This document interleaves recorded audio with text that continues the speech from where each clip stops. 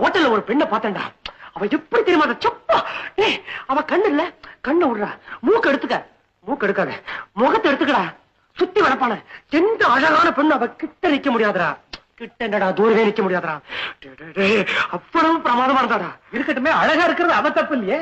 அப்படின்னா அப்பேற்பட்டவன் எங்க கூட பேசுறான், அதான் தப்புங்கிற? பேசுறது எப்படா தப்பாக முடியும்? டேய் அவ என்ன பார்த்து ஐ லைக் யூ, உங்களை எனக்கு ரொம்ப பிடிச்சிருக்கு அப்படின்னு சொன்னாடா.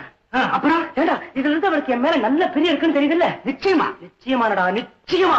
அவ பிறந்த நாளைக்கு எனக்கு மாத்திரம் தான் அழைப்பு அனுப்பிச்சிருக்கான், பாக்கி எந்த பையனுக்கு அனுப்பல தெரியுமா? ஏ ராகவன், அவ என்ன பார்த்து உங்களுக்கு கல்யாணம் ஆயிடுச்சா அப்படின்னு கேட்டாரா? கேட்டாளா? சாரமா கேட்டுட்டு சும்மாதான் கேட்டேன் அப்படின்ட்டாடா. சிரிச்சு மழுப்பிட்டாளாக்கா? ஏய் காலேஜ்னு ஒண்ணு இல்லன்னா பொழுது போற தெரியாம எவ்வளவு மணி நேரம் வேணா உங்க கூட பேசிட்டு இருப்பேன் அப்படின்னு சொன்னாடா. சுந்தரம், சந்தேகமே இல்ல. ஏய் முக்கியமான விஷயம், ஒரு ஃப்ரெண்டோட ஹோட்டலுக்கு வந்துவா ஹேண்ட்பேக் இல்ல கைப்பை, அதை மறந்து வச்சுட்டு அதுக்காக இன்னொரு தடவை வந்துட்டு போயிருக்காடா. தனியா தானே வந்தா? ஆமா, ரெட்டை தனியா வெளியே விட்டுட்டா. டேய் ராகவா, அதுக்கு என்னடா அர்த்தம்? அவ உன்னை தனியா சந்திக்கணுங்கிறதுக்காக வந்திருக்கா. ஏன் சந்திக்கணும்? உங்ககிட்ட பேசுறதுக்கு. ஏன் பேசணும்? அவளுக்கு ஒண்ணு ரொம்ப பிடிச்சு போச்சு. ஏன் பிடிச்சு போச்சு? யார் அவன்? அவ உன்னை காதலிக்கிறான். இன்னொரு தடவை சொல்லு. அவ உன்னை காதலிக்கிறாடா.